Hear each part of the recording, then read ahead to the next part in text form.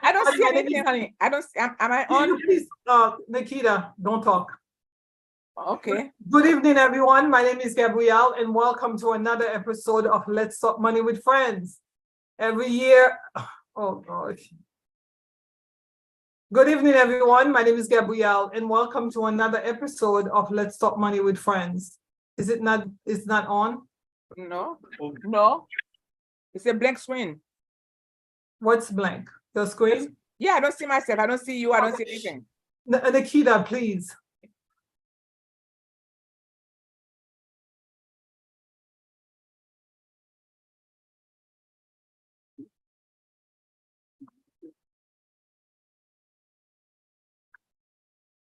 Good evening, everyone. My name is Gabrielle, and welcome to another episode of Let's Talk Money with Friends. Every week, we have the privilege of coming to you to have a great conversation about life, money, and everything else. We just want to say thank yous to every one of you who are on the show tonight. Whenever I do this, the show here, it's always a challenge, but I'm very happy to be here because we're going to be talking about a topic that's very important to me. And this topic is about mothers, why, the idea of a mother's values. Oh, here it is. So I just want to say that in order for me to do the show, today is one of those days, but I just want to again say welcome. This is going to be a great topic. This is going to be a great show. I do this under a lot of pressure because I was taught at home how to survive and thrive under pressure. So I'm not going to let anything throw me off today. So without further ado, I just want to say that, Sunday was Mother's Day. And I just want to thank you, all of you who are mothers who are doing such a great job, because I know this world cannot be what it is, wouldn't be what it is without your service and your work. But also, too, we know it's not easy. It's very challenging because I have a mother. She had 7 of us. I know how difficult it was for her. And I'm going to give all of you here an opportunity to really listen to a conversation that we're going to be having about some of the challenges and the consequences of not doing it the right way when it comes to mothering. So without further ado, I would like to welcome my friends who are on the show tonight. Why don't we have Nikita say hello first? And then we're going to have Melissa say hello before we dive into this very important conversation about mothering. A mother's value matter. Hello. Hi, everyone. Thank you, Gabe. Thank you, Melissa. Nice to meet you, Melissa. So thank you for inviting me, and I look forward to the great conversation about mothers. Yes. Thank you. I know, Nikita, you're a mother, and I'm so happy. I know your son's been on the show before, and I know if it had not been for your hard work, he wouldn't be the person that he is today. So thank you for being on the show tonight. Thank you, Melissa. Hi, I am Melissa Charles. I am actually a currently expecting mother, so I'm excited about that. I'm in marketing, and I'm really this topic is actually really pivotal for me this year. So I'm really interested in having this conversation with you all today. Yes, definitely. Congratulations, Melissa. I'm glad you are now. Was this like your first public announcement? Yes, I guess so. Yeah. Yes, I'm very happy for you because I know how important this journey is for you, and you're looking forward to it. Yeah, I'm not a mother, but as I said, I've had a mother, and I've done a lot of work with children where I feel like I've mothered many children, and I'll share my wisdom and my values to so many in the past, and even today. So I would like to first and foremost say, like on Mother's Day, this past Sunday, what did you do, and what do you usually do on Mother's Day? Melissa, go ahead. This Mother's Day, I just stayed at home. Actually, this was like the first time I stayed home this year. Just relaxing, went out for a nice walk, kept it very simple. But in years past, every year I make sure that I'm seeing my mom. I'll see her for the Haitian Mother's Day, which we'll talk about later on.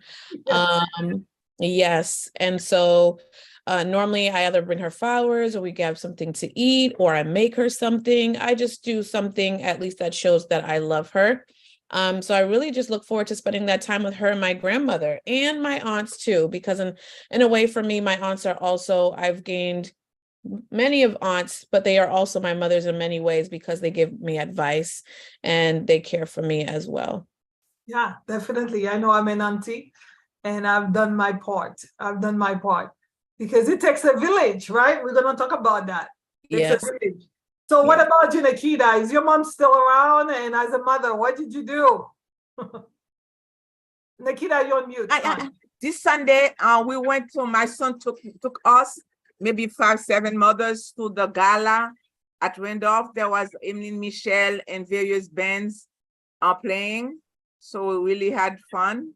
So it was very interesting. So other days they take us to some restaurants to eat, send us flowers. So Yeah. when I say us, like we say auntie, my cousin, so everybody's like mothers. So when my son celebrate, when my daughter celebrates, so it's not just me. So it's all the aunties, the cousins, and all those. So we had a nice Mother's Day celebration Sunday. Yeah, May is an exciting month because of that the Mother's Day celebration. But you just mentioned, Melissa, that for many of us, especially those of us who are, I know for me, those of us who are born in Haiti, we have 2 chances, right? 2 opportunities. If you miss out on the second week of the month, guess what? You have the last week of the month, I believe it is, the last week of the Yeah, the last Sunday of the month. exactly, the last Sunday of the month to celebrate Mother's Day. So yeah, for us this year, that's what we're gonna do because my sister and I were not around this Sunday. So we are the initiators in the family. You know what I mean by that? We're the one who starts everything. It doesn't get started if we don't get it started. So because of that, we didn't get a chance to take my mother out and we haven't done all the fun stuff that we usually do. She likes to eat out. She tells me, Gabrielle, whenever you go into that place on Tremont Street, call me. She likes the theater because I'm taking her to see plays and shows, musicals mostly because of the language. So yeah, I'm looking forward to doing something excited at the end of the month. But yeah, are you planning on doing something like that too, Melissa? Yeah, so usually I'll probably spend like the weekend with her, do something different. Every year I try to do something different than the year before, either a different restaurant or a different type of activity, just to try something new that she hasn't done before. Yeah. So I had mentioned here that honor with mothers is something that should be done every day. But it's great that we've taken a special day out of the year to celebrate mothers. To do what we just mentioned, send flowers. Some guys, some girls who have mothers who haven't talked to them in years or throughout the year or so busy, they take the time to pick up the phone. I know a friend of mine who works at a nursing home, and she said that, typically you don't see the kids, but on Mother's Day, they do show up with flowers and things like that to really appreciate mom. So it's a great thing, it's very important that you take the time to do that because why? The next question that I have is that we say that mothers are integral, they're backbones of families. How so? Why do you think mothers are the backbones of families? Nikita, what do you think? You're on mute, Nikita. Yes. I think because we do, from the time the child is born until you die, you are a mom. Even if they get married, you are worried. You take care of them. I mean, a mom is a 24/7. It's not like when they are 18, like sometimes like here in this country, when you're 18, you leave home. But with us Haitian parents, I mean, you're always a mother. I mean, you have to make sure they go to school.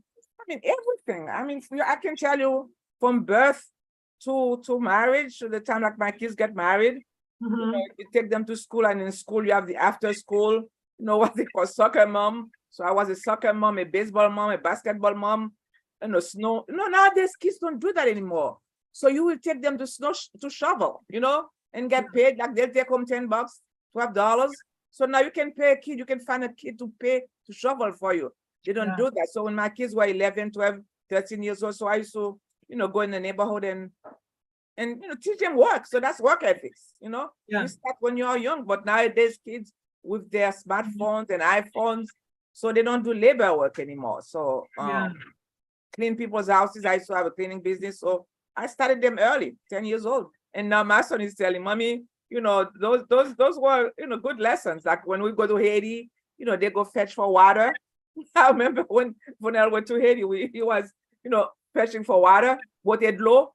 And he said, "Ma, how come people were not in line? They are like, hitting with the buckets and all that." So it's like I get them involved in everything. I don't know what they haven't done. And they are worried. So I remember when we went to Haiti and Vonel took the camionette, the tap by himself. He was like 12, 13 and by himself up to 2018. He went to Haiti at 10 o'clock at night. He was behind a truck, a tap, a motorcycle at 10 o'clock at night. And 2018. I said, wow. So that kid gets me worried all the time. Correct. So we are always, I can tell you like the life, the developmental ages, what you do. So you're always a mom. I remember when my mom died and a friend of mine went to high school with, she said, now you're an adult. So once your mom is alive, you're not an adult, you're still a kid. So now you really understand life. You have to take care of yourself. You are on your own. So especially, we are joining the generation of elders. So you are replacing. So it's a whole concept. It's a whole, psychological stage, when your mom dies. Yeah. That's when you know what a mom is. Yeah, it's different. So what about you? Why do you think mothers are such an important part of the family? I think Melissa. they are the operations manager, the doctor, the everything in the home. They really are the operations manager. They know where their kids are at all times. They know what they're up to. They worry about them. They know the ins and outs, their personalities. We depend on them a lot. And, culturally things can be slightly different, but for the most part, your mom is somebody that's the nurturing person, the one that you go to, usually. And so to me, I feel like they're the operations manager of the home and they know and try to do the best they can for the rest of the family. Yeah, I think it's also very important to remember that, just like you carrying right now, Melissa, the person you are, how you feel right now is going to impact the baby that's in your womb, right? So the impact of mother starts actually in the womb, right? If you are dealing with a mother who doesn't know how to handle stress, someone who's always anxious, or someone who suffers from any type of depression, it really can impact a child. So the time, and we're talking about biological mothers because we'll talk about, adoptees and all that stuff. But, when you are a mother who's carrying a child from the get-go, you are impacting that child. So it's very important to understand that's such a big responsibility, right? You are going to be the primary caretaker, right? Unfortunately, now we know there are some exceptions to the rule, right? There are some men who are taking care of their kids who are primary caretakers. But at the end of the day, mothers are typically primary caretakers. But in terms of like being the baby that you're carrying right now, you're already impacting, you're already starting the raising and the nurturing right now. But there are those who have adopted kids, and there's such a thing as nature, the natural nature of a child, and nurture how they're gonna be raised. So we know science talks about that, the difference between nature and nurture.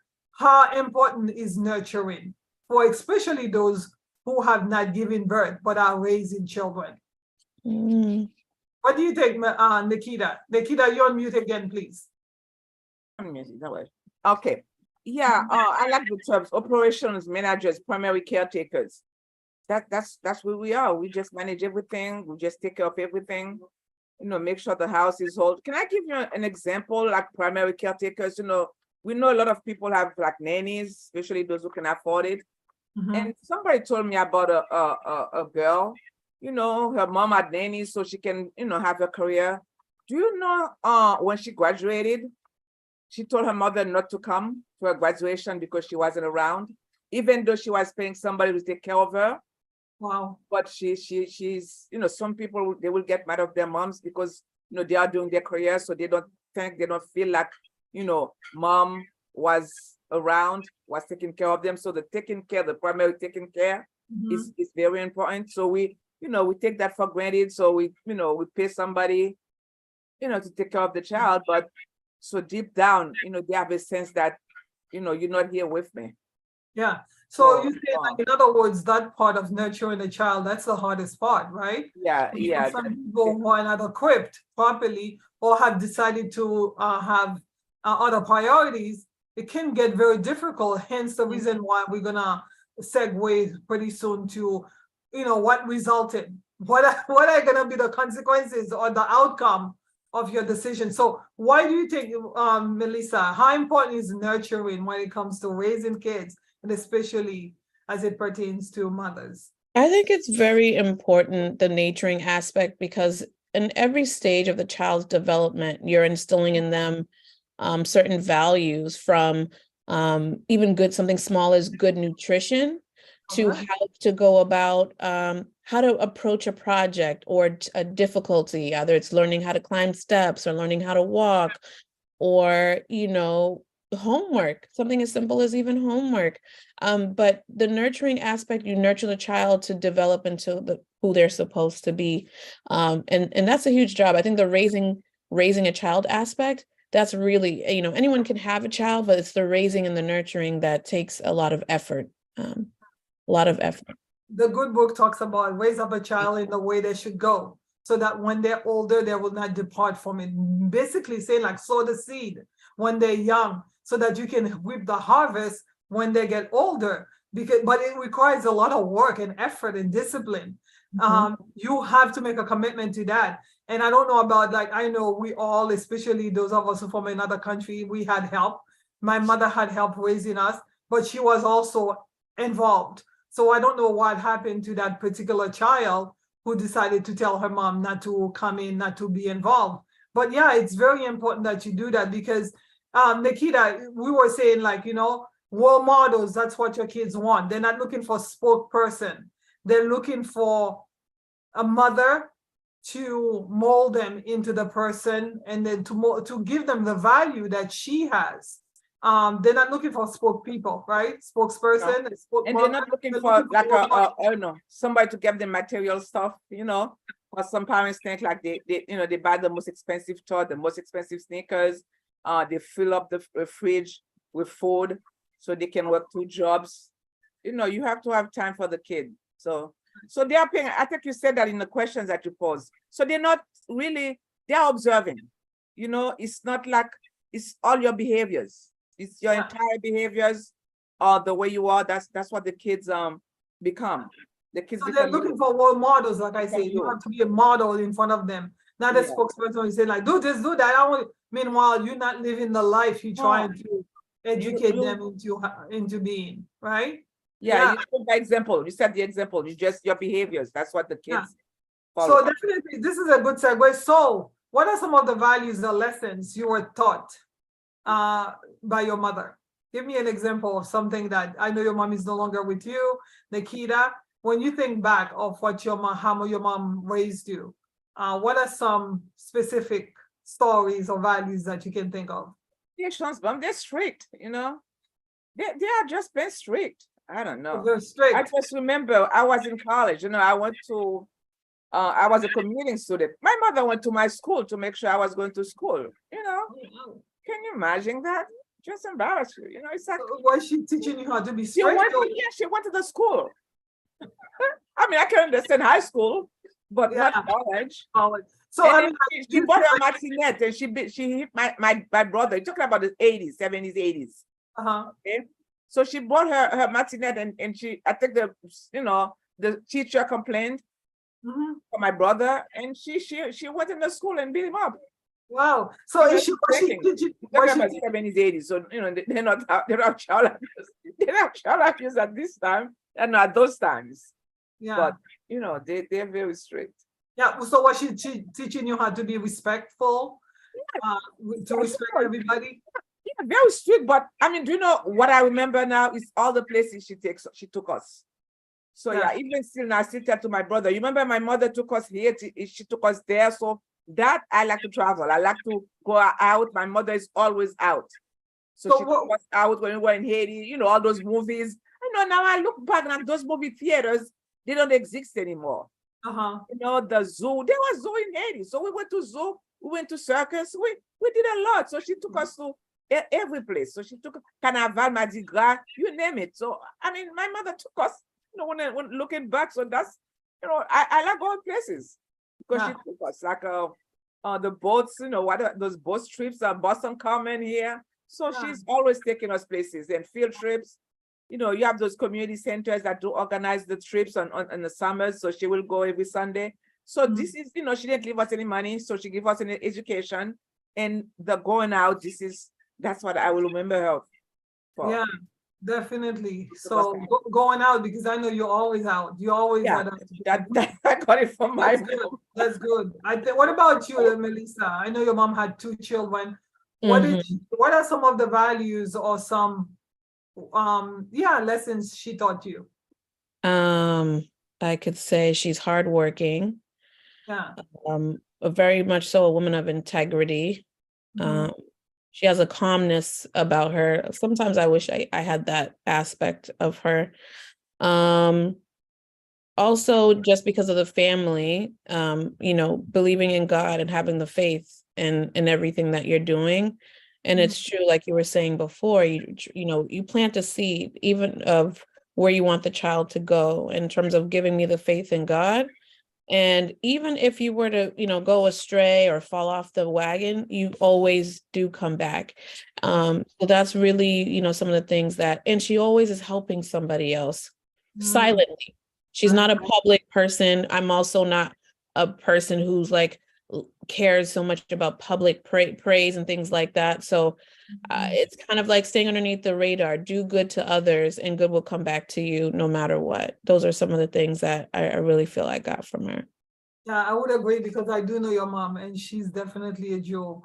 My mother taught me about gossiping, how important it is not to gossip because we're part of a culture where it seems like it's part of the DNA. So how to not be disparaging towards other people, to uplift and build up other people so that you can see the best in them. She taught me how to work hard and to commit to excellence. Everything I do, I give it 100%. I prepare before I do anything. I give a lot of time to everything that I do. Community focus. I tell folks every day the stuff that you see me do, because I saw it even back home. My mother was always like, how can we help? The household where kids used to come, young adults used to come to get money to do stuff in the community would be our house would be the first one. Madam Nene, I know you will give us money because we're going to do X, Y, and Z, and she'll be more than willing to do that. Family focus. My mother had 7 of us, and the idea of family is very important to her, but not only her family, but every family. She taught us how to respect marriage and the respect relationship.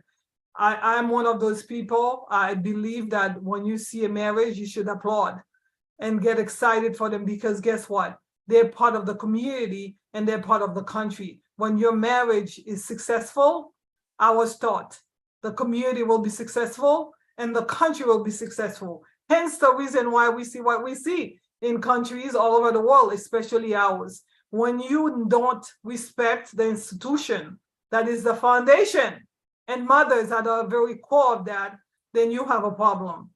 Generosity. Did your mom teach you how to give? Nikita, be generous and give back to the community and give your money and your time and your resources? Yeah, she's always giving. I mean, she's always giving. She was I have a list, what to give church, what to send to Haiti, what to give to this place and that charity. So yeah, she did even the little that she had, but she did give. Yeah. And I learned that too. And I think the most important thing we can give is love, generosity towards our sisters, women. Because as women, my mother had 4 women, 4 girls who are now women, adults, and she taught us how to love other women, how to be respectful towards other women, and how to want other women to be nothing but the best. So because I don't compete with other women. No, I'm in no competition with other women because of the fact that I was taught at home. They're my sisters and I need to respect them and want nothing but the best for them. So that's why when I'm around anybody who's competing or is being vicious, who's not respectful towards others, who's gossiping and disparaging towards other women, I move to the right and I put you to the left. the importance of God. You mentioned that, Lisa. God, for those of us who have faith, who grew up in the church. Do you remember one of the verses that you were taught as a child? Anybody in Nikita, or verses that has carried you through this day? Like a verse that your mother taught you? My mother was used to wake us up before church, not before church, before school, to do devotions. That's why I still do devotion today in the morning before we went to school. That's how we ended up being respectful towards our teachers. And I was able to get all my A's because I was disciplined. Do you remember any verse? No specific verse. I would say it's more Psalms, memorizing the whole entire things, certain Psalms for you to recite. And the verses, those are the ones that I want to be able to do now and memorize in certain moments. But definitely whenever you're in a certain time, if you remember a psalm that kind of speaks to you and where you are, it really does kind of set you up for the day or set you up to go to bed. Those are, and then being in a prayerful family on my mom's side, it's like there's no way for you to not remember the concepts of stories, that you've read in the Bible. And so those have really stayed with me. Yeah. The other day I was with someone, and she said that one of the ways to be happy, because I was talking about the show we did last time, she said you have to have a pure heart and a good heart. And I just remember when, like, being taught how important it was to have a pure and a good heart and to love people around you. Nikita, you were about to say something. Yes. We are Catholic, so I don't know. So we don't do verses. We don't do, but there are some verses we remember. But to tell you, my mother, she had all the Catholicism things, like the rosary. She took us to church every week. We did our first communion. But I don't know. I don't think she was. I mean, she goes to church. You know what I'm saying? She goes to church, but I know people who are more religious than my mother. So she wasn't. I don't know. She wasn't that person. Like the first thing in the morning, she'll get up and pray. She didn't. But she'll go to church on Sundays, and she will have all the a devotion to Saint Joseph's. How call those books? L'Ange Conducteur. She has. I have them. I have those. She has a Bible. Yeah. So she has everything that a Catholic should have, but she's not like, she's like me. I don't know. I have everything. I have all the Bibles. I have everything, but I don't do the rosary. Yes, I pray. I was just showing my cousin. I have my that book, our daily life, our daily bread. So I read scripture every day, but I don't do rosary. So I'm involved. I have a degree in theology, so I'm really into praying and all that. But I don't know. Sometimes people think I'm not religious. But I am. No, well, it's all subjective and depending. But I know for me, when I do pray, I do have faith in God. I mean, where would you be without God? I mean, yeah. So it's foundational. The next question is, why is it important to pass on those values to the next generation? Because I know for me, when I received that first Bible, I was like, I don't know, maybe 6. I received my first Bible. We had gone to church, and my mother, the vendors were outside. Now, in this country, you have bookstores, but the vendors were outside. And I remember she said, I want to give you this Bible. And I remember saying to myself, what a big responsibility. But what I was going to do, I wrote my name on the edge of the Bible, so I didn't lose it. Nobody would take it from me. And I said to myself, I was going to read it and I was going to meditate day and night, because that's what Psalms 1 says, to read and meditate day and night. And I tell you, that exercise and that gift, that value that was passed to me through that has carried me throughout life. So why is it important to pass those values, your values, what's important to you? Obviously for my mother, it was faith, to the next generation or generations, if you're lucky enough to see them. Faith keeps you going, everything that when the world is telling you, especially as a Black person, you're not good, you're not this. So I mean, the last resort that you go to is your faith. Yeah, but not only faith, I'm saying like any value that your family has. Why is it important to pass your values to your next generation? Yeah, so the faith is one, the culture, the history that we have, even though Haiti is a mess now, the history that, we learn about Haiti. So these are all those pride, the things that make you feel proud of who you are as a person, and then, as a community, I think this is what's holding Haiti. That's what we have left, the history, the culture, the faith. I mean, but not only Haiti, we here in America, why is it important, Melissa, to pass on values to your next generation, whether you are from the island or from the United States, or white, black, you name it? Because there are people who are watching who are not from Haiti. Go ahead. You want to give children guidance so that they can be a good member of society, of this world, whatever community that you're in. And once they have a sense of idea of foundation, as Nikita was saying, you're giving them a sense of identity of who they are, who they should be, where they come from. So you're giving them values now that they can build upon for the next generation. And I think that's the key thing, giving them even tools and values that you didn't have, but you learned along the way that you would want them to carry on to the generations that are moving forward. Yeah. The funny thing is, children are looking to know. They want to know. When you pass on your values, you give them an opportunity to know. So they know, they're looking for guidance. Believe it or not, for many parents, especially when you're older, you're like, oh, my child, they already know. No, they're new to this world. They're looking for guidance. Until a child is an adult, they're actually your responsibility. It's very important that unfortunately, parenting, being a mother, Melissa, nobody's giving you a manual, right? Saying like, here's a manual. When you have your child, this is what you're going to do, A, B, C, D. No, you have to learn as you go, but you need to do it because that guidance and support is something that they're looking for and they need it from you. You are their role model. They're looking, believe it or not, unfortunately, my next question is that there are some parents who know very little because they were not ready for that responsibility. What are some of the consequences of parents who are neglectful? I think you just mentioned, Nikita, that this one young girl said, "Ma, don't come to my graduation because I didn't feel like you are an important part of my life."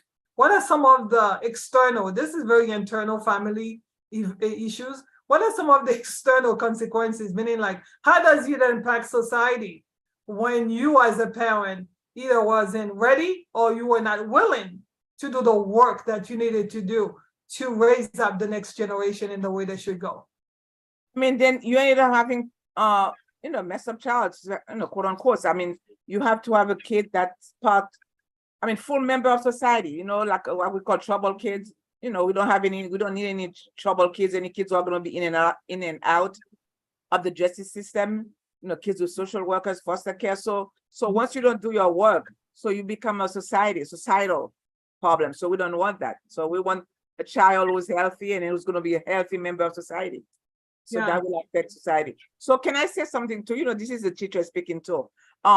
We don't do in the community. We tend not to have, there's what's called parent training.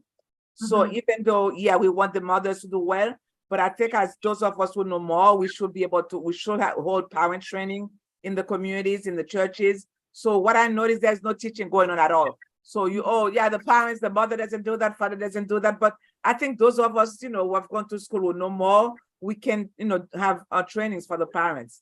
So there's a big difference between, the Western culture that we live in, the way that we learn in Haiti. So, we have to have that whole intergenerational teaching. So it's a lot that we need to do in terms of teaching. We are not, we're not teaching in the communities. We are a community that we are working. The way I say, we are working and worshiping. So we need more teachers, a lot of pastors, but no teachers. So teachers need to have a place in the community. So we are, we need an educational surgery. That's where I put it. We need a surgery. But I think it's so mothers, not all mothers can do it alone. So I'm doing it because I'm a teacher. I learn, I'm a teacher trainer.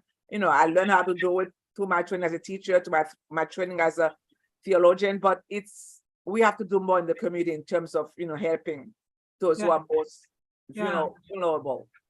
Yeah, unfortunately, the people are impacting that we've encountered in this country or in this world or wherever we live, they're multicultural. So what are some of the consequences, Melissa, of not having support or guidance from your parents when you have a neglectful parent? I would say in terms of feeling like neglected or unwanted, again, I think your sense of, one of the things that I learned is having a sense of confidence and identity younger because you have a foundation at home. And so whether it's the mother that's absent or even the father that's absent, there's a piece that is missing in that. It doesn't mean that someone cannot come out to be a good, full person of society. That's not what I'm saying. But there is a piece that is missing in that person where it could come out later on in how they behave or how they handle certain situations because of the lack of nurturing from their mother. So maybe they have troubled relationships because they don't know how to receive love or to give love. So that could be, something as small as that, or maybe not feeling wanted or neglected may turn somebody into a bully at school. And then now they just pick on other people because of a lack of emptiness that they sense within themselves. So the nurturing aspect, it can affect people, children, in many ways in their upbringing. Yeah. I think the very worst thing you can experience in life is to have a mother who care or love, who doesn't give you what you're looking for, because everybody's looking for that nurturing. You want to be nurtured by your parent. Being neglected and unwanted can lead to many problems. We have people who cannot handle relationships because at home they didn't have the love. They were not taught how to love themselves, love others, and love community. But we have parents who are neglectful, and we have the opposite too. What about the overbearing mothers, those who are like Mama Bear, who are just like all over the child, doesn't even give them an opportunity to be, to earn or to learn how to be confident? Have you ever experienced that? Have you ever seen that, Nikita? Overprotective? I know the word overprotective. Huh? Overprotective. Overbearing, yes. Yeah, they just, I mean, they are with the child, they follow every step that the child does. And then what happens when the kid goes to college? That's when they go wild. They've never had freedom. So you have to let the kid, be independent. Yeah. So you do like, a lot of us, I mean, some of us are so overprotective, like they don't send their kids away to college. Yeah. So being a good mother, I've seen it and I've lived it. You don't need to be somebody who does everything for your child. You can actually teach them how to do things. So my last question, do you remember something that your mother taught you, an activity that taught you, that allowed you to become confident and to be able to run this world and rule the world as a girl, as a boy, you name it? Like something that taught you. I know for me, I was taught how to cook at a very young age. One part of it was because my mother had younger siblings, my uncles, and they used to come to the house and they'll be like, Gabrielle, I was 8, 9 years old. Can you make us something? I'm talking about real food, not just a sandwich. And so I learned how to do that. And you know what? That gave me confidence, because I was like, oh, if I can do this, I can do that. I can do this, I can do that. What about you? Now I can cook for people. Now, I'm not saying I'm the best cook, but trust me, you will not come around me and be hungry. Because one of the things, hospitality, like one of the verses that I learned was, share with God's people what I need, practice hospitality. So being hospitable in my family means that when somebody say they're coming over, before you hang up the phone, you start in cooking, because you want to make sure that they have something to eat. What about you, Melissa? Were you taught how to cook? Something similar like that, making people feel welcome in your place. Whenever they leave you, they've left with a sense of refreshment and rejuvenated. They feel positive after leaving you because of your presence, your positivity, or any blessings or prayers, whatever, just by even just being close to you. So one thing that I feel like I did get from my mom is that she's not judgmental of anyone. So people would just feel comfortable to talk to her about anything. And my mom is a person that is very, you won't know anything. You won't know anything of what's going on. And the person feels rejuvenated. Even random people, I'm like, how do you know my mom? Oh my gosh, your mom is so awesome. I talked to her and I was like, really? So things like that. So making people feel welcomed, imparting love and positivity so that when they leave you, they felt like they feel lighter, they feel better. They feel like, man, I love to be in your presence. Yeah. Mhm. Yeah, going back again to the mama bear, you have those mothers who are so afraid they're taking their kids to school in high school. I mean, I've seen people literally driving their kids to school every single day while they're in high school. What are some of the challenges? What are some of the consequences of not letting go and teaching your kids how to become independent? Because to tell the, especially in our culture, people do believe that taking my daughter and my son to school every single day, when they live in a nice neighborhood, they can catch a bus, they can walk to school. Because when I first came here as a high schooler, I lived on Broadway, for those of you who know Somerville, and my school is on Highland Ave. I remember after the first day, I was told, me and my sister and I, we were told to go and walk to school. And do you know how we made it? We followed those kids who are going to. You know, we found kids in the neighborhood and we're like, oh, they must be going to the high school because they looked our age, right? They looked like they were our age. And then we were just like, okay, let's follow them. How important it is to, like, those simple things, teach your kids how to cook, teach them how to clean, teach them how to be responsible and go into school by themselves.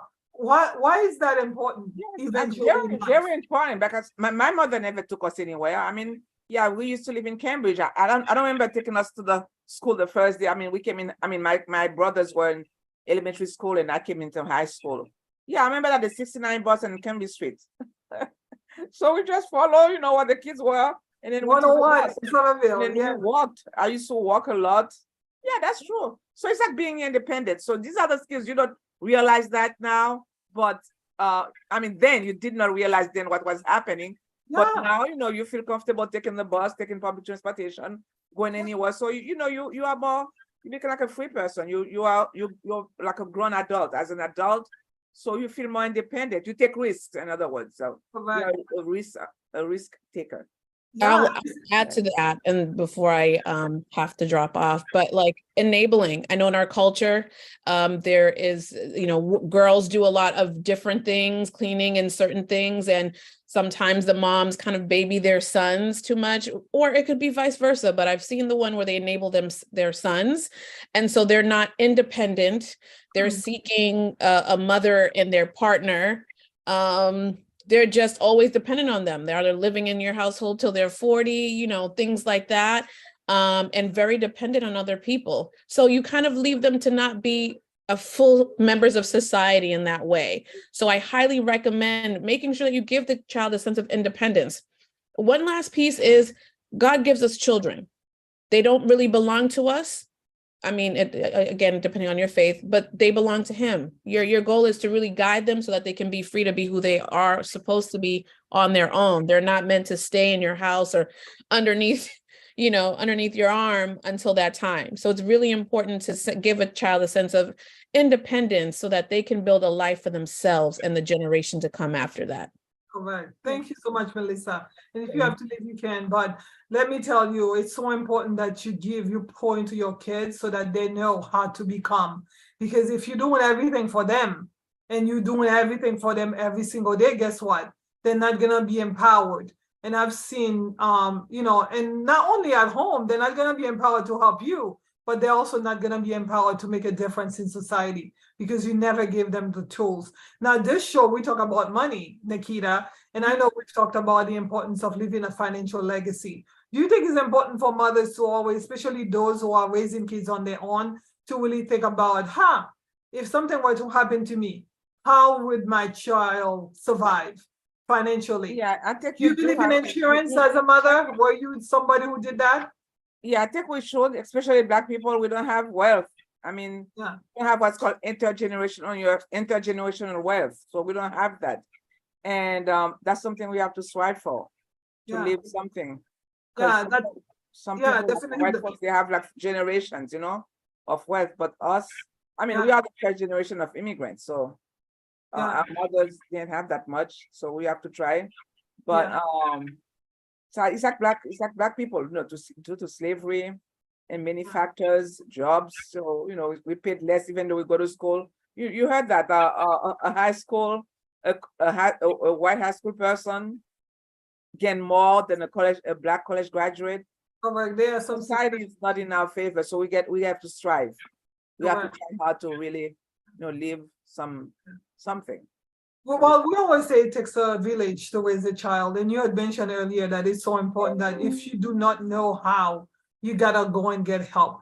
So if you are someone who's raising kids and you don't know, you feel like you're not equipped enough, it is very important that you go get help. If you like to read, there are tons of books. If you like to go to seminars, go to seminars.